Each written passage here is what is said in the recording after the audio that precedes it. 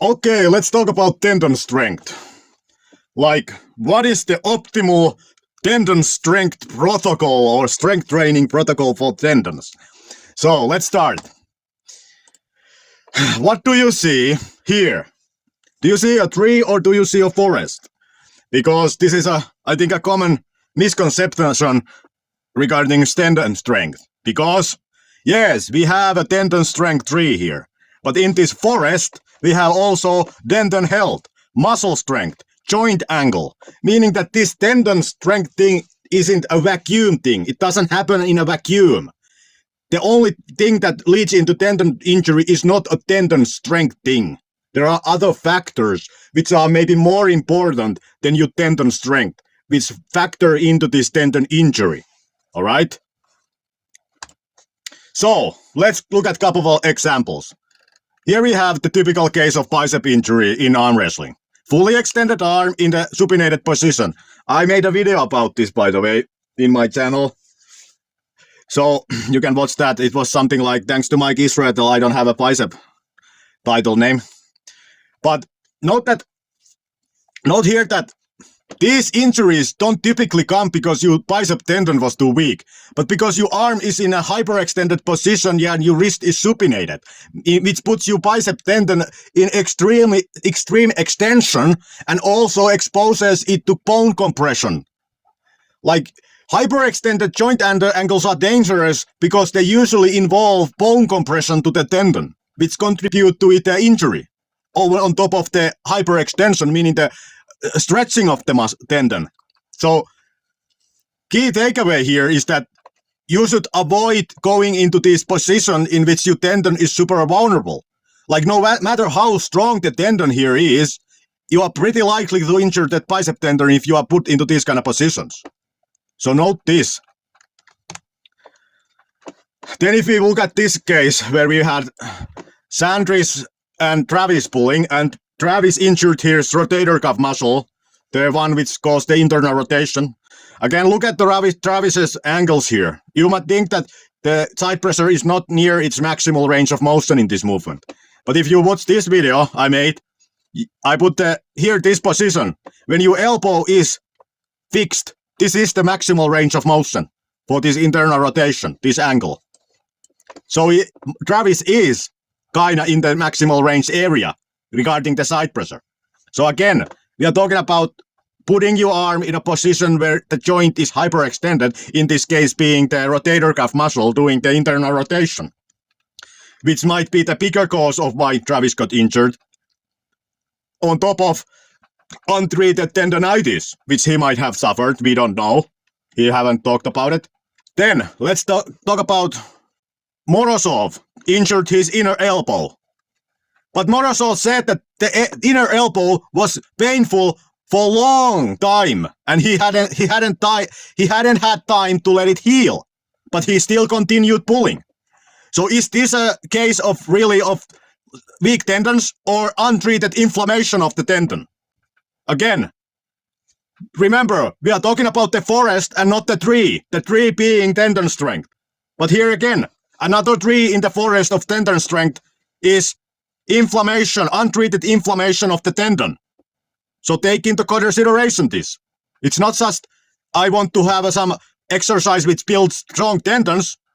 If you just overlook tendonitis, which leads to degradation of the tendon. Like, you're trying to build a tendon and deteriorate it at the same time.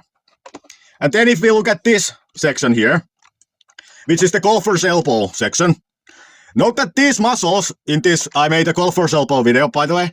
Note that here, you can see, these muscles that attach to this medial epicondyle knob here, this being the medial epicondyle, they perform a structural function, which is to protect the elbow from breaking, meaning they protect these ligaments here when the force is this way, which happens when you are doing internal rotation of the humerus bone. So your nervous system forces these muscles to contract to protect the elbow when you are doing very intensive internal rotation. You know? So it's not so much that you would be doing some kind of too much wrist curls or too much pronation. It can be just the fact that these are firing because you are doing too much internal rotation. So you shouldn't again train over this injury. Like the solution to avoid this golfer's elbow is not to find some magic bullet exercise which builds stronger elbow, these muscles stronger, but to heal the tendonitis that you have developed here, which comes from too heavy internal rotation, or internal rotation which has too high inertia and hence it's too much impact on it. Like in golf, where you are doing the swinging motion, there is internal rotation and the trailing hand, the hand which comes behind, as well as in the climbing. Like those are jerking motions. And same way, if you have a pulley system which has 1-to-1, it has also jerking motion in it, which is high inertia. So you should consider changing when you have existing injury here. You should change the movement so that it has less inertia, so that these tendons have time to heal, and also to deload the movement you are doing so that the tendons have time to heal. All right? Then, let's look at this. Here is taken from online and made into better format. These are the grading system of tendon injury. Note that we have here healthy tendon, then we have mild outer tendon irritation, early tendon deterioration, small tendon tear, fluid build up around tendon, partially torn tendon, tendon torn all the way through, full torn and pulled tendon. Note here that these exist in a continuous line, mean that you go from here to here to here to here. You know, you are marching this path. This eventually leads here. If you go here and you don't read it, you don't do anything with it, you are just training over it, this will eventually go to this. Then you train, you don't read it, you don't let it rest, you don't try to heal it, this will eventually lead to this. Then you train it, don't let it heal, don't deload, don't do any changes, this will eventually lead to this. This will eventually lead to this. This will eventually lead to this. And they don't need to happen in the same progression, meaning that if you are in this position, like if you are in this position, it might not that the next step is this, if the impact is great enough. You might just go straight here to here, and you are immediately in need of a surgery. What I mean by this slide is that you should be mindful that this hierarchy exists here. That the healthy tendon is what you want. And if you get to this mild outer tendon irritation phase, you want to start your tendon rehabilitation here. Not when it gets here, when it's harder. You want to be planning your next workout in which the tendon irritation is high, only when you have gotten from here back to healthy tendon. So that you are putting it under tension and stress when it can handle it. All right? Then let's look at this slide. Note here that this is taken from this PubMed article. It has an image like this, which talk about this tendon thing. Where is my pencil? So, what you can learn from this is that optimal tendon strength comes when you are optimally loading the tendon, which leads to adaptation, and then strength gain of the tendon, and then you are back in the normal tendon. Meaning, when you are doing this cycle, you are strengthening a normal healthy tendon, which stays healthy. But what then? What if you go to this path? Extensive load and individual factors. What does this lead to? Here, you are going here. Degenerative tendinopathy, meaning the degeneration of the tendon. You are weakening the tendon. Excessive load weakens the tendon. It might not happen the first time, but accumulatively, it will lead to this. You are marching here. But if you go for one repetition maximums, one in the normal dynamic movements, or in the static movements, or you are doing overall eccentrics, you are playing with this arrow here, which leads to tendon deterioration. And then where you get out of it, is with this arrow. Appropriate modified load. Obviously, it includes more things than just modifying the load. You might need to modify the movement so that if the movement had some kind of hyperextension of the joint factor in it, like for example, if you were training your bicep and you were doing it into hyperextension with a supinated grip, it might be that hyperextension and the supinated grip which is irritating that bicep tendon. And same applies to everything. Avoid the hyperextended position, especially if you have irritation of the tendon. For example, the pectoral tendon in the bench press. You might want to put some kind of pillow into your chest so that the bar doesn't come so low. So that the chest tendon is not so stretched in the hyperextended position, which then doesn't irritate it at that much. It has ability to heal from it. And you maybe even top of that take some kind of deload. You drop the weight 10% of what you are doing. And then come back to your normal weights when this tendonitis has healed with this modification. Deloading and not avoiding the hyperextended position and maybe changing the movement entirely. Maybe the bench press just with your, note the individual factors. Here, maybe your body just has some kind of weird mechanics of the bone structure that the tendon of the pectoral gets stretched too much and it just doesn't fit your body. Then you just change some other movement.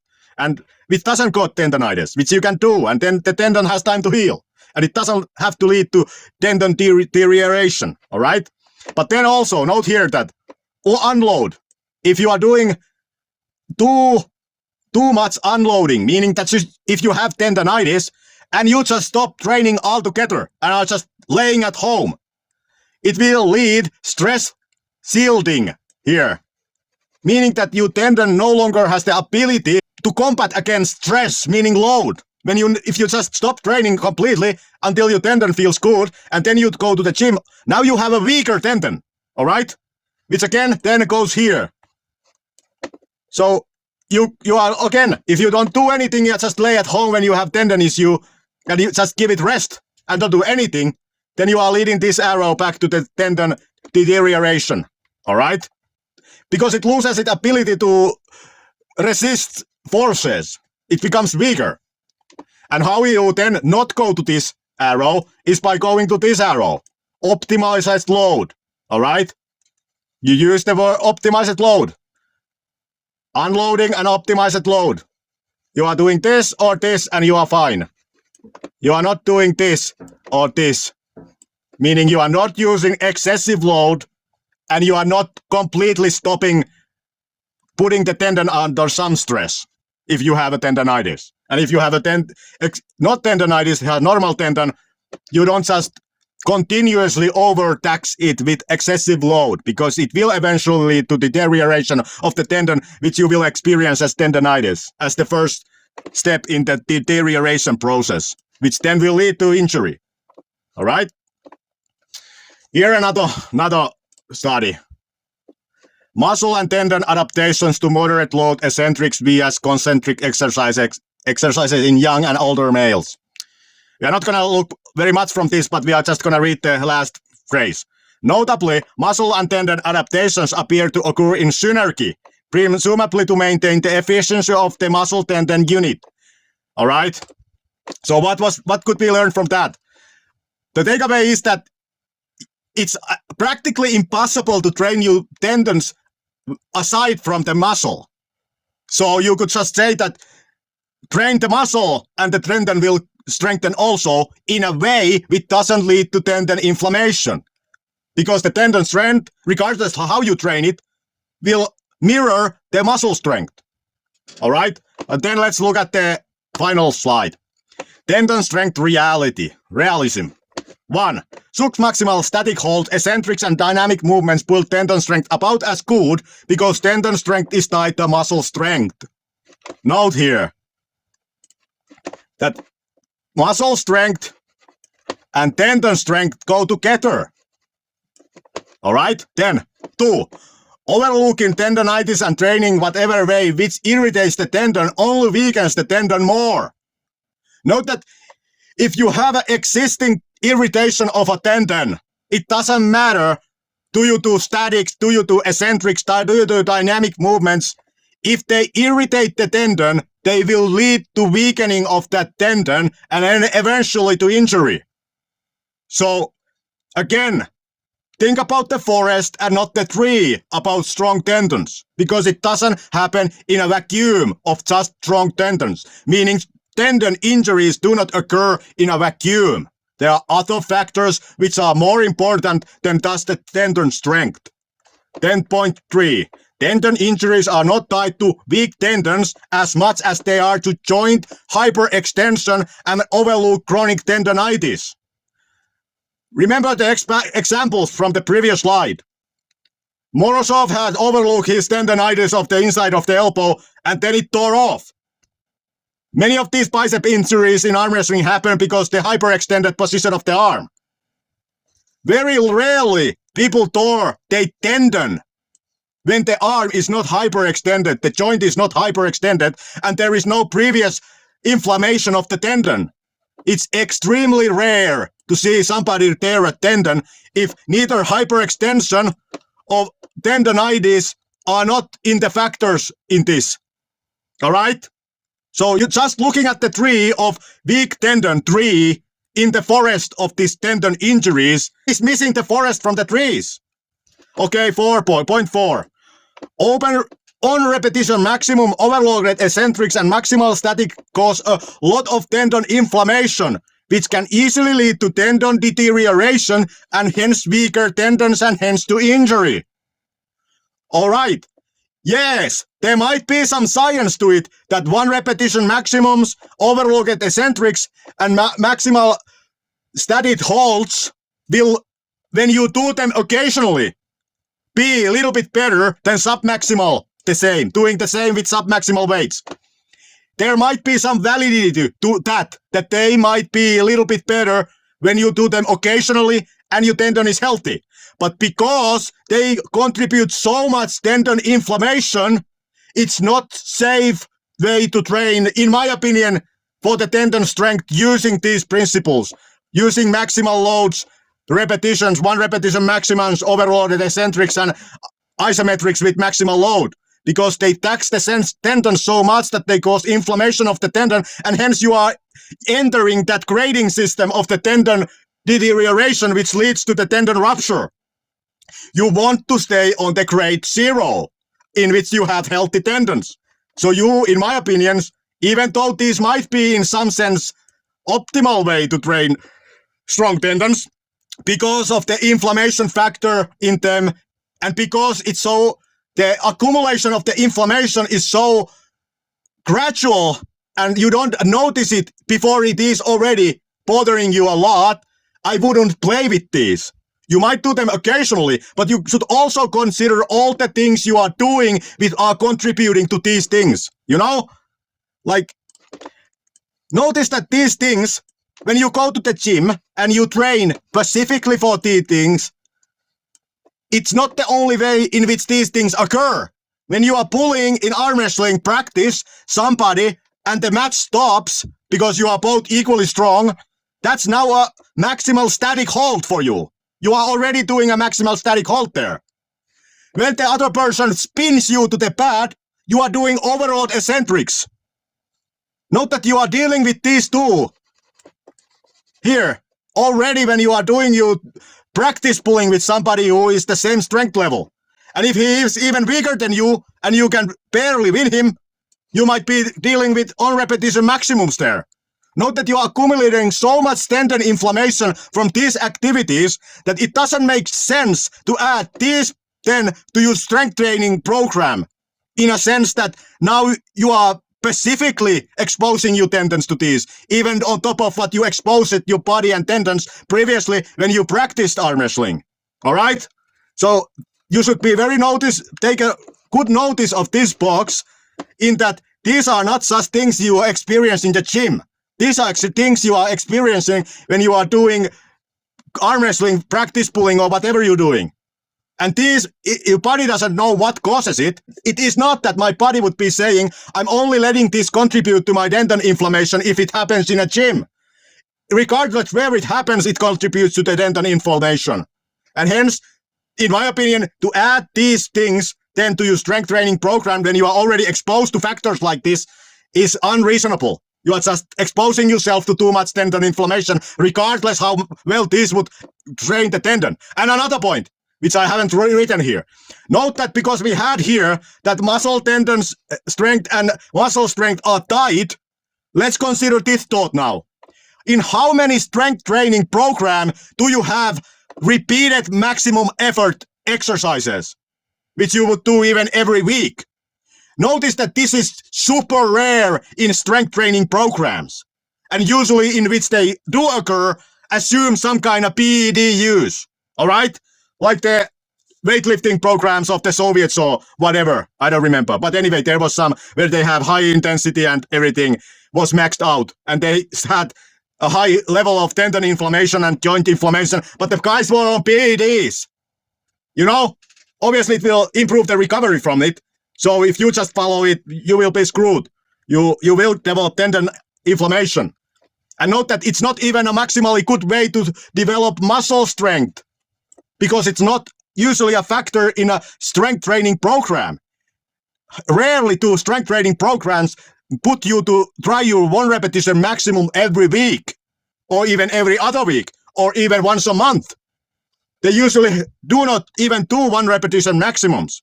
They just test your strength in like 5 repetition maximums, where you can then figure out what would be your 1 repetition maximum. So you are avoiding these high inflammation factors. You are removing them, which then removes your tendon health, because then it doesn't lead to deterioration of the tendon. All right. Then the last conclusion. The best way to train for tendon strength is to train for muscle strength in a way which minimizes tendon inflammation by avoiding joint hyperextension, avoiding on-repetition maximums, overload eccentrics, and maximal static holds, and by changing movements which cause or worsen tendonitis. This is my conclusion of this whole video. This here. So note that we don't have a magic exercise here, which would be best built to tendon strength, because tendon strength is tied to muscle strength. The key to get strong tendons is find a way to get strong muscles with minimal tendon inflammation, which happens by these 3 points. You don't have hyperextension in the movement. You do not do 1 repetition maximums. You do not do overload eccentrics. You do not do 1 repetition maximum static holds. And you change movements which cause inflammation and irritation or worsen it.